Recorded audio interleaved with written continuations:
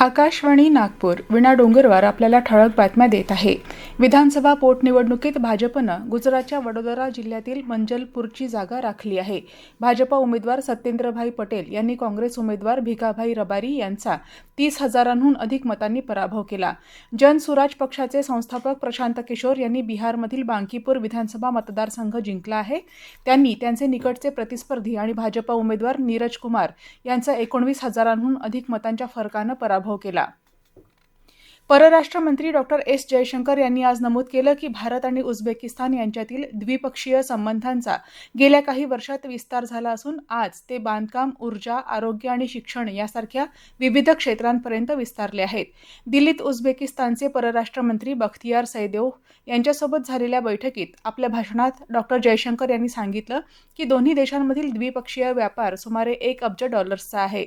आंतरराष्ट्रीय आणि प्रादेशिक मुद्द्यांवर, विशेषतः दहशतवाद, अतिरेकीपणा आणि अंमली पदार्थांची तस्करी यासारख्या बाबींवर दोन्ही देशांची भूमिका समान आहे, असंही त्यांनी नमूद केलं. पेट्रोलमध्ये इथेनॉल मिसळून कोट्यवधी रुपयांचा लाभ सरकारमध्ये बसलेल्या काही लाभार्थ्यांना आणि त्यांच्या कुटुंबियांना झाला, पण त्यामुळे देशातील लाखो वाहनधारकांना नाहक त्रास होत आहे. वाहनात अनेक बिघाड झाले. हे एक मोठं स्कॅम असून त्याला पंतप्रधान नरेंद्र मोदी, केंद्रीय मंत्री नितीन गडकरी आणि मुख्यमंत्री देवेंद्र फडणवीस जबाबदार आहेत.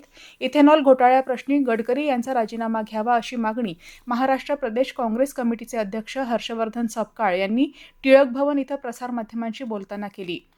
स्त्री शिक्षण प्रसारक मंडळ, बालकला अकादमी आणि नागपूर महानगरपालिका यांच्या संयुक्त विद्यमानं आयोजित पहिल्या राज्यस्तरीय खासदार चषक आंतरशालेय देशभक्तीपर समूहगान स्पर्धेच्या प्राथमिक फेरीचं उद्घाटन कविवर्य सुरेश भट सभागृहात संस्कार भारतीच्या अध्यक्ष कांचन गडकरी यांच्या हस्ते आज झालं. स्पर्धेत 106 शाळांमधील सुमारे 1,500 विद्यार्थी सहभागी झाले आहेत. पावसाळ्यात शहरातील पाणी साचणाऱ्या आणि पूरस्थिती निर्माण होण्याची शक्यता असलेल्या ठिकाणी आवश्यक उपाययोजना कराव्यात.